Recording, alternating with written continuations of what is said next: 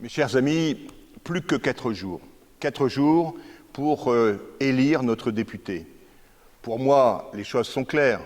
Le choix est évident.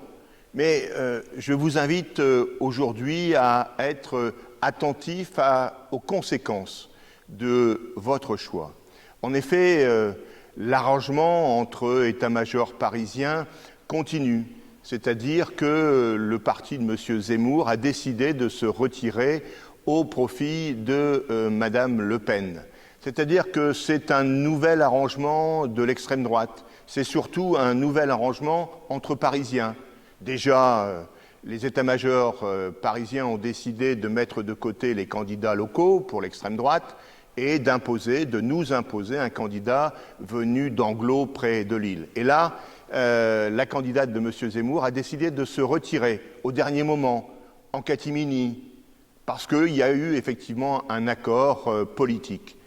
Chez nous, avec Jean-Louis Bricout, les choses sont totalement différentes. C'est un homme libre, on connaît ses valeurs, on connaît ses engagements, et à partir de là, il importe de se mobiliser parce qu'il n'y aura qu'un seul tour, puisque la candidate d'extrême droite se retirant, le choix étant plus restreint, évidemment, les choses devraient se régler dès dimanche soir. Les conséquences, je vous les donne très rapidement. Demain, nous aurons une réunion en sous-préfecture pour déterminer les besoins médicaux du territoire dans le cadre du pacte Sambre-Thiérache-Avesnois. Eh bien, ce pacte va nous permettre de mobiliser des médecins, de mobiliser des soignants, et donc nous avons besoin d'une continuité, puisque c'est Jean-Louis Bricout qui a porté le pacte SAD, c'est lui qui a été notre guide, c'est lui qui a parlé d'une seule voix à l'Élysée. Et déjà, les premiers éléments se concrétisent.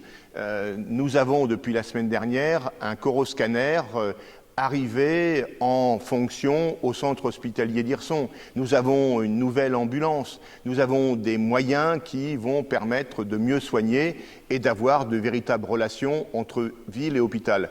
Jean-Louis Bricout est de ceux qui, au Parlement, militent pour une régulation des médecins, c'est-à-dire que les médecins ne vont pas là où ils le souhaitent, mais là où les besoins existent. C'est déjà d'ailleurs, chers amis, le cas pour les pharmaciens.